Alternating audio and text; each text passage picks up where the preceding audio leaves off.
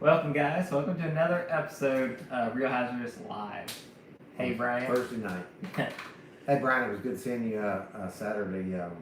Yeah. You caught some fish. We got into a few fish. We had a good day. You both look good. There you go. Yeah, it was good seeing you on the water. I'd seen your picture. You sent me a picture of your boat, so it was good seeing you in person. And I think y'all got made up at the Sound, right? I think you said y'all were going to run. That's where, in fact, that's where our bait came from. Our buddy Chris Clifton on the Hot Pursuit charters brought us some bait and showed us a couple of spots to fish we hadn't fished before. Caught a few fish. How's it going, Romeo? Good to see you, or sorta. Always glad to see Romeo. Chris helped us out. Yeah, and it was funny because I don't know if you guys noticed, before we had our boat, the Real Hazardous, we bought a 22-foot Stratus from Chris, the Hot Pursuit. And we had that for several years. 10 years. Or maybe not, maybe it was 8. We put that, we put that new E-Tech, one of the first E-Techs that they made on it, and 225. We liked ours. Yeah. I think they had some problems with them since then. But yeah. Dad, are you gonna finally tell your unsinkable story? I will. Are you gonna do it now? Sure. Okay, real quick. We're out fishing at the and my nephew Drew. And that's how far offshore? The yar's about 32 miles out. So we were out there, beautiful day, slick, calm, and out there catching fish. Had a box full of snapper, and I mean it's a good day. I think maybe a grouper and different things. And so the storm the wind started picking up, and there was a front that was stalled, but it started moving, or else I would have went out. But so it was coming offshore, and we were having to go back in there to it. So it came up so quick. It went from like glass seas to probably 5 to 7 foot seas in a matter of maybe an hour. And so we packed everything up. And, it's a 19-foot Mako bay boat, not the big side, and bay boat. And I had the 140 in it, and I had the 85 horse motor. So it was loaded down with everything it could do. We turned around, started heading back in. Started hitting the waves. I mean, we're getting really pounded bad. Everybody else had put their life jacket on. I didn't, which I should have. And so it started pounding us. Well, we took a hard wave, and I guess it knocked one of my wires loose on my boat, shutting the motor down. I couldn't crank it. So when that happens, you got to get that anchor out so you don't get sideways and roll into the waves. So we were trying to get the anchor out, and we took a couple of waves over the side. I think we actually did finally get the anchor revved out, but we'd already got so much water in the boat, and when it shorted, I think it shorted the battery and everything because the bilge wasn't running or nothing. So every time we take a wave over, it would push the back down, and the motor was actually underwater on the back, and it was sitting, well, if you see the video, probably from halfway up the boat up, and so. We called Coast. Well, no, it didn't short out my battery because we called Coast Guard, and the Coast Guard said that they were backed up because the storm came up so quick. The Miss Mayport, Andy Strait, he heard me calling. He says, "Where you at?" And I told him. So he turned his boat towards us.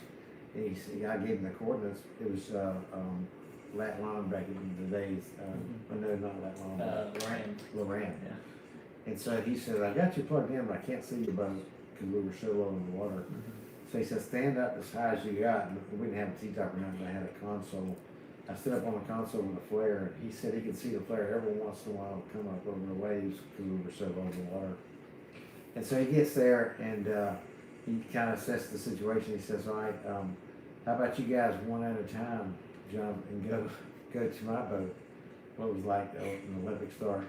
Everybody hit the water, and the youngest kid was the first one up there, and so they hauled him up into the boat. I stayed with the boat, and that's what the captain was supposed to do. But what was kind of amazing, you said the youngest kid, but it wasn't that you're just the youngest, right? Yeah, he was the bigger one too. The biggest? Yeah, the biggest kid. He was first place up there in the boat. So they fished him out of the thing, and so not Andy, but George Strait was the captain's name. So George comes over and he says, "Here, take this rope and we'll tie it off on your front cleat, out of the boat first, I think is what we did. And when he went to pull it, we had so much water, so he had to pull the eye out completely of the boat. So he's like, man, I don't know if we're gonna be able to save the boat. And so he says, try this. He said, loop the rope around all the rail of the front of the boat, and I'll just try to go easy and see if we can get it. Because once you get going, it's what do you call it? Self-bailing. Self-bailing. So he got us going, and then you know, it didn't take long, and then all the water was out of the boat. But what had happened was, because the boat was so low, all kind of stuff had floated out. You know, life jackets, tackle, all different kind of things, and the Coast Guard finally, I guess, found a boat available, and they met us about 9 miles out, and they took my boat from the Miss Mayport, and then I rode in with my boat, and everybody else rode in with the other. The Coast Guard did a full scale check of the boat, including all the fish. And they were telling me that, what happened to this? Well, I said, gee, there's so much stuff floating out there, I had to tell them, you know, what happened to us. But, the moral of the story is we have 2 bilge pumps on our boat now that we have. And, 2 motors. Yeah. Your motors, you know, keep it up, keep on them. You know, back in the day, you know, I was young and dumb and didn't do a lot of stuff that I probably should have done. But now I think I try to stay up far enough ahead that, you know, we're ready for such an emergency. That's pretty much it. You know, we live to tell about it, and you know, in fact, George Strait, he actually was on a boat that sunk, and they floated for, I think, almost a day out there, way offshore one time, a big boat. So that was a good testament to that Mako unsinkable, you know. And I tell you, to this day, I still wish I had it. It was a '77 Mako, and I think I paid $4,500 for a boat way back in the day. And to this, if I had that, I would still have that boat, put a new motor on it, because it was just such a solid hull. So that's the story. Yeah. So I think we have a few comments. We'll try to get caught up. Jose was saying, wow, best to have twins. That's dangerous. Right. Well, 19 foot, you can't get very many twins on it. Maybe twin 40s. Maybe a kicker motor, but yeah. But even as rough as it was, a little kicker motor would have helped you. yeah. Ocean Deep Fishing said, hey guys, he has a great story too, but too long to tell. How's it going? Well, maybe one day we catch up with you in person and we'll tell stories. Yeah. In fact, we talked about having real hazardous stories here one day. Yeah. So maybe one day we can kind of get with you, shoot one of these things and play it for you guys on real hazardous. Yeah. But the thing about the ocean is, and we all know this from, you know, when you get out there, you can get in trouble. You need to recognize it when it starts to look like it's going to be in trouble. You got to be prepared, call people, you know, and don't be afraid to put that life jacket on. But Ocean Deep Fishing's glad you made it back. Romeo said that Senior is unsinkable Oh yeah. with a muscle Yeah. emoji. And then Brian Allen said spare cartridges for the pumps are good to have. Yeah.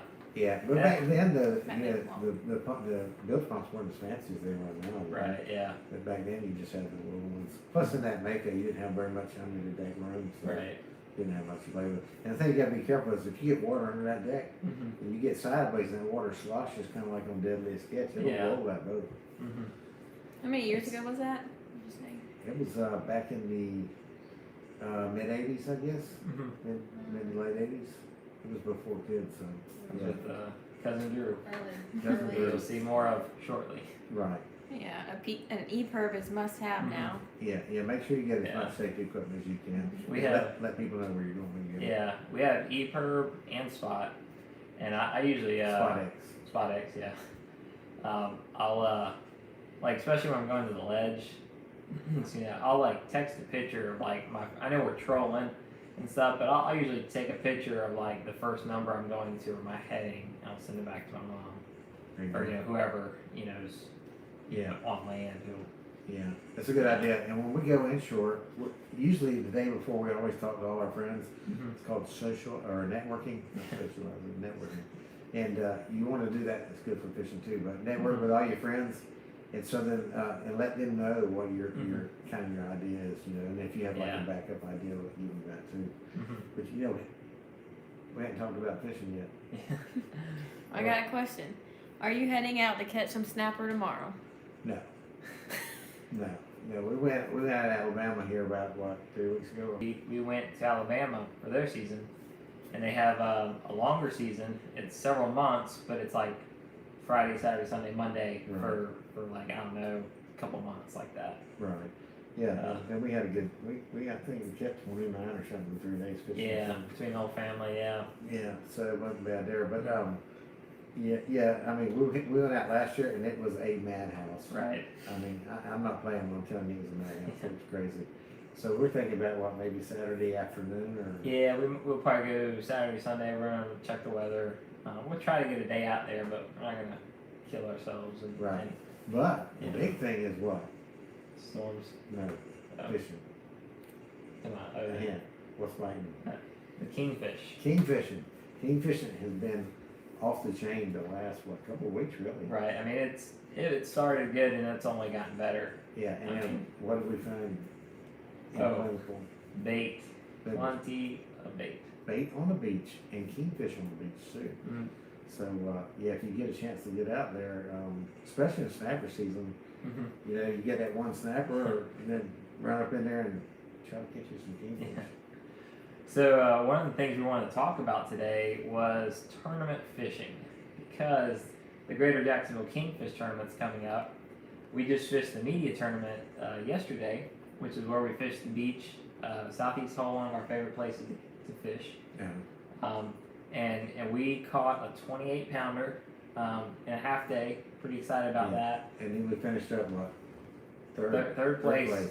We were fishing next to the first and second place guys too, right in the area. Right. There are big fish on the beach. It's really There are. exciting. And lots of them too. Yeah. And the thing about when we caught that biggest fish, it was the last fish that we caught. We put all our lines in, and I'm gonna tell you what I do. And you guys should think about this: when you dump your bait well, keep a line out. Mm-hmm. You know, and because you're gonna get, if there's any, I popped it out of the downrigger.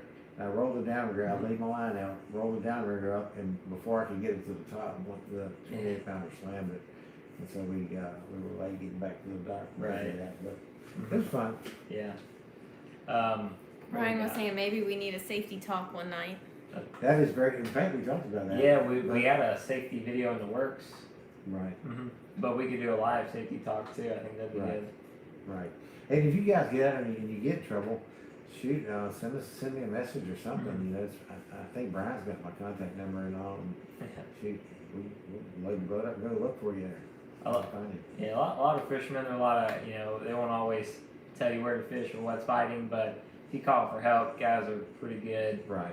16 is the Coast Guard, but 8, 72 are popular after you radio the Coast Guard. If you got 2 radios like us, call out, say, hey, we're here, we need some help, we got an issue, whatever, and we'll certainly. And stay with the boat if you can, because the boat is the easiest thing to spot in the water. Right.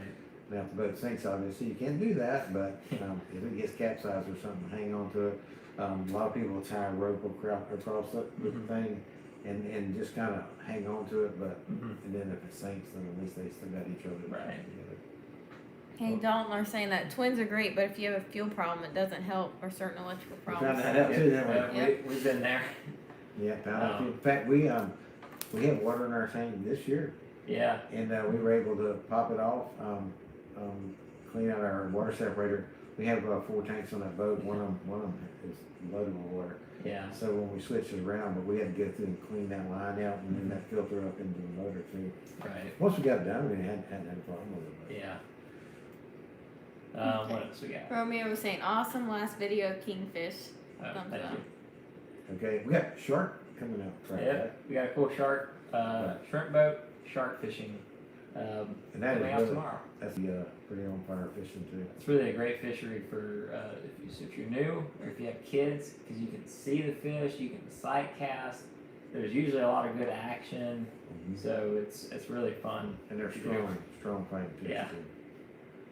Okay, would you recommend a Shimano Speedmaster for Kingfish?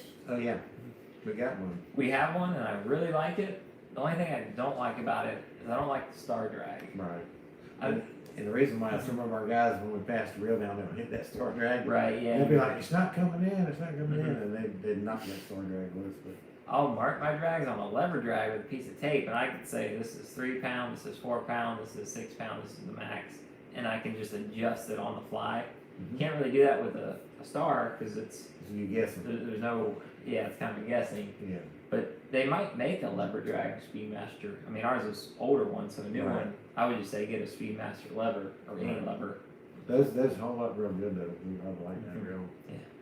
Brian was just saying that he's always on 8 and sometimes 72.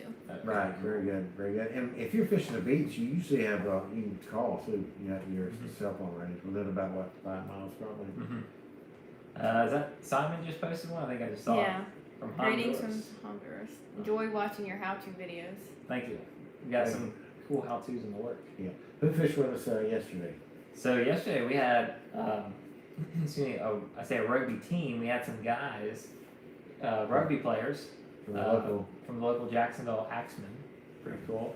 We had James, Sean, and Don. So you're gonna see them in a video soon. Got some pictures. I just posted a picture of them to Instagram. Don caught that 28 pounder, got 3rd place. Sean, pretty cool. He's from Australia, so pretty Yeah, neat. mate. meeting people, hearing about their fishery and stuff like that. Right, And James was the local guy, right. so Yes, so it's a broad spectrum. The other one was from where's it? Canada. Yeah, when you're fishing, especially trolling, you got lots of time to visit Mm-hmm. most of the time, unless you got a really hot light going on. Yeah, And then you visit going in and coming out. yeah. So it's pretty cool talking with them. Yeah, so Yeah. enjoyed having you guys out there. Brian and Romy are both saying that they have a new Speedmaster with the 2-speed lever drag. Oh man, that would do be you? nice. Sweet, yeah. Yep. I'd like that. Most of ours are. I mean, we got the TLDs, which are great all around reels, and they'll last. They're not as high as speed like retrieve, like a Speedmaster is, Right, or even the Pin Fathoms. So high speed is nice, but right. they're still all great reels. Yeah, we had several kingfish this week that you had to really roll up and you'd think they were off. And guys, you know, if you have them running, all of a sudden it kind of starts getting slack, they'll be running towards you. You just have to reel real quick, keep up with them. If you don't, they'll shake that hook sometimes. Okay, cool. Yeah. So Brian and Dalton were saying that they got 2-speed, and those are really nice. Oh yeah, we like those 2 speeds. So speaking of the tournament, I was gonna give you guys some tips that I know. Okay, we know the fish are here. Now, obviously, all that can change by next week. We see a lot of west winds. Hopefully, we don't get a thermocline that could mess it up on the beach. Push them out. But whereas there's a lot of things you can't control with nature and with fishing. Some of the things I found at being successful in a tournament are controlling the things within your control. Mm-hmm. So preparing for a tournament, any tournament, first thing I do is make sure all my gear is good to go, right? Right. Or My drags, leaders, everything. yeah, are they sticky? Okay, I set my drags with the scale so they're all exactly what they're supposed to be. It's not the hand test, that can get a little tight. A lot of guys do new line, like I would use your time, I would do new line. I mean, some of the tournament guys, I talked to them once, like new line every day, or line all the time. And then there's other people that hadn't changed their line since the early 50s, I think. Right. You look at that line, and you're like, what in the world? And I've been there. I've used old line. If money's tight now, there's a couple ways around it. What I'll do is usually like a TLD holds a ton of line, put like 600 yards on it. Never need that much. So I'll strip Reverse it. off. Or you could reverse it. Yeah, you get reversing is a good way to go because your older line you probably ain't gonna get to anyhow. Right. I mean it's a good kind of a Alternative. a cheaper alternative, not as good a quality because you could still have issues on the bottom. Right. But the other thing is you could strip that top, 50 feet of line off because that might have rubbed against the boat. Yeah. Other Those lines. 50, yeah, I do a little bit longer. Yeah, 50, 100, or 50 yards, 100 Yeah, feet, yeah. 50 feet, Yeah. stuff like that. Put a new leader on, maybe a floral leader for the tournament. Put a new rig on. Don't have any rusty hooks, bent hooks, nothing Right. like that. And gap, be ready to gap that fish because the guys, when you get that fish up, a lot of times you get them out of the boat pretty quick. Mm-hmm. If you miss them on a gap, then you're another 15, 20 minutes and the sharks or the kudos will get them, Right. and then there goes your tournament fish. Yeah. We had one big one that got bit off at the head. Yeah. Last year. Big old 30, maybe 40 pounder. Yeah, big fish. So speaking of those reels, Brian was saying he has pin squall lever drags. He said he likes them. Yeah, Brian, I seen a couple of those on Craigslist, and they looked a lot like the Fathoms. Yeah, they do. I'm not totally sure that the difference is. It seemed like at the time Fathoms were all star drag, Right. and then they had the squalls. But now I think they do. I know they do Fathoms lever. So What the drag on the Fathoms are what, 22 pounds? I wonder what the squalls are. It's got a heavy drag system too. I don't think they were as much, but you didn't need as much on the Right. kingfishing.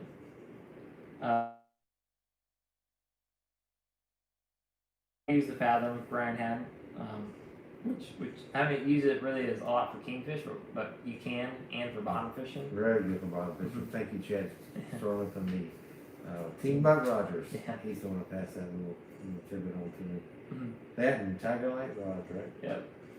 Romeo asked about Abbott's, and we actually use Abbott for our tuna line. We got a 30 wide Abbott. Yeah, that's a real nice. Yeah, that's our best tuna line. Yeah, that one's always out, isn't it? Yeah. We're going, especially in the ledge or down in the keys. Jim says he likes Abbott too. Mm-hmm. Earl said, "Are we going for snapper this weekend?" Well, we're not going to be at it tomorrow, obviously, but Saturday or Sunday we may. But we're not going to get up early and go because I'm telling you, it's crazy in there. So what we thought we'd do is let the people get their hopefully their limit pretty quick, and then we'll just kind of drift them out there. We've got a lot of spots to go, so I'm sure every one of them will be covered. I think last year we went every place we went there was somebody on there. We found one by accident and got a nice snap on it. Duder said, "Do you like the Talica 25 for Kings?" The what? A Talica. No, I'm trying with. We actually haven't used that before. I think that was what Drew had a bigger Talica for. Is that the level one? Yeah, Okay. but I think they make a non-level line. Yeah. And then that one worked good for snapper. That level one that is actually good, especially for somebody who doesn't really know how to use one. You don't build that little mountain, what I call, up in the middle. And when you're reeling, all of a sudden it stops reeling, and you look, all your lines just come up to a pyramid.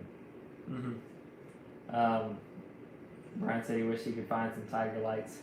Yeah, they got hard to find, especially that one model we got. I think they stopped making it. Yeah, Strike Zone, the last couple I got was from Strike Zone, so I'm going to check with them. We used a 100 to 200 pound on the bottom. Right. So they don't feel like they're so small and light. You wouldn't think it's 100 to 200. But. Right. Very, I mean, so nice. Last rods that you could probably pull a Titanic with and will barely bend. But you know, you hook a fish, he's coming up, you're winching him up. Yeah. So it was nice to use these lighter ones. And Jeremy taught me how to throw the net a new way. Yeah, we're talking about getting a pokey net because ours the swivel broke. Right? Yeah, I threw the net, pulled the rope in, and I was like, it's just the rope. I thought, I was like, oh, they're floating the net. Nope, no net. Yeah. Net was gone. So we got us a new net 10-footer, and I'm like, I don't think I can do it. And Jeremy's like, I can show you how to do it. So he shows me his way where you wrap and swing and flip and turn it like that, put it in your little pinky, and and even my daughter should throw it really Yeah, we nice. actually had her throw it. She threw it on the first try. Yeah, and it worked for me. The first time I threw it on pokies yesterday, we got probably 200-300 or more. Floated the net. Yeah. So, so Don said he loves Italica's for everything except high-speed trolling. And Romeo likes Italica for tunas on the West Coast. okay. Jim said he used mostly the Abbott LX6 for tarpon and Boca Grande. Is that like our 30 or smaller? Yeah, it's like I think it's like fathom size. It's okay. that kind of small, or like a torque even. Right. But kind of the Abbott version, which I've heard good things about that model too. Brian said they make a Tiger Elite now. I guess that might have replaced the Tiger Light. Is that ours is gold, right? I think all our Tiger rods are gold. Yeah, kind of that gold with the black wrapping and the silver, right, chrome, whatever eyes, metal. They're eyes. solid rods, though. I mean, I really like them. Ocean's Deep said he's looking to buy his first 2-speed reel.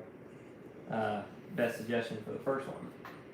I mean, if you got the money, that Abbott's probably one of the best ones, you know, of the ones we got. But we've got the Abbott, we've got some Shimano.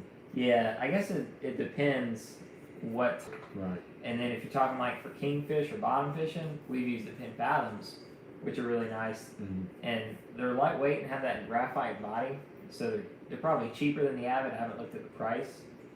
They're durable. You need a little, yeah, they're still good. Right. Yeah, we've had them and we put braid on them. In fact, mine, I put a 130-pound braid because if I get a Jewfish, I told them I was going to bring them up, but I didn't. Yeah. I tried 2 or 3 times to get breaking down. So. Yeah, we even use not even a big one. We got a Pin Fathom 15. It's tiny, but it's great for bottom fish because you don't need line capacity. Right. I think it's 300 yard capacity. That's 300, yeah. That's 900 feet. I don't think you're going to be any deeper than that. Yeah. Not conventional anyhow. Right now. Romeo says Shimano is the best brand. I mean, I like Shimano, and of course, I like Penn. So they're all pretty good.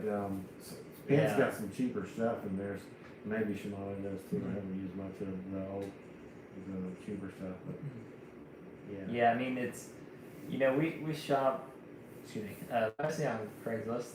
Yeah, we got a few new ones, but like if you compared a Penn International to a Penn Tiagra, the Tiagras I have, I like better. I just feel like they're a little easier to crank, a little smoother. But I fish Penn too, and they're good. Caught a lot of fish on them. Yeah, I think the finish on the Tiagra holds up better than on the International. The Internationals, that gold kind of gets a little bit oxidized. But I mean, fishing like bottom fishing, we got our Pin Fathoms, which we really like that. Yeah. They're all good brands. I think. I mean, they seem to only as a whole get better. They hold up better than they used to. So. Exactly. And the red snapper, when you guys are out there, and we're catching them, and I even thought about doing that this weekend when we trolled our downrigger, dropping it about 15 feet off the bottom when we were catching red snapper. Yeah. And then we dropped them when Chris was with us, and we kept losing a lot of big fish, and we're pretty sure that it was a red snapper on those light kingfish rods. Duder was saying when he first started fishing for kings, he was using the Penn 320 GTI. So I remember those. Yeah. Well, let me tell you, I'm going to take you back a little further.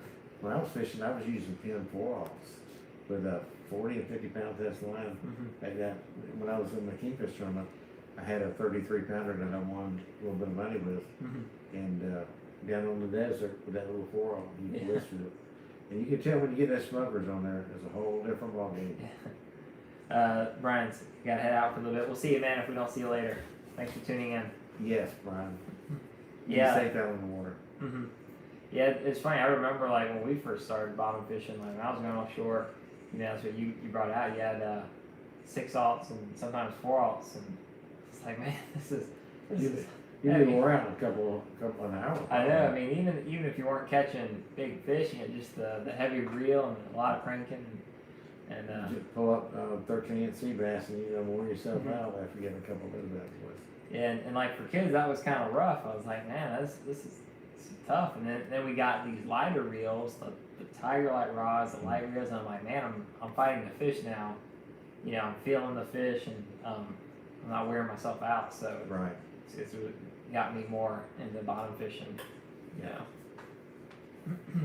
Romeo said TLDs are indestructible reel. They're what? They're like the best indestructible reel ever. TLDs. Ours hold up pretty good. We only had one time that I could not get that drag. I like to take things apart. Sometimes I can get them back together, but this one particular TLD, I could not get it back. I ended up having to take it the straights on just to get it fixed. Ocean's Deep. Okay, so you were looking for one to troll. So, I mean, I would do I think you can get a 2-speed TLD, like a 30 or 25. 25 wide Shimano TLD. It's probably a great starter one for kids. And wide ones just give you a little more line capacity, so couple of those. So, any other tips you got for the tournament? No, like I said, I think the fishing's going to be fantastic. Watch the weather, with these afternoon storms. You get a big fish, don't wait till the last minute to leave the hole. You know, leave you plenty of time if something goes wrong. We were out there in one tournament, one of our motors went down, and we got back, but we had to get back on one motor. One of the Kingbusters, I think it was, wasn't it? We had a fish in it. I remember that. Yeah, it was King Buster. Yeah, so if you get there and you get that big fish, you ease them back in there, you know. A couple quick questions. Are we using live bait and what type? Hoagies. So also called menhaden. Right, yeah, menhaden, cigar minnows are good. You'll catch some of them Boston mackerel sometimes jigging. All that's good. A live cigar minnow for the snapper is unbelievable. I guarantee you won't drop a live cigar minnow on the bottom and it stay there more than probably a minute. Something's gonna eat it. That answered the second question. My favorite snapper bait. Right. Live cigar minnow on the bottom. Yeah, and boat, like I said, we catch them on pogies, kingfishing all the time too, and it'll work.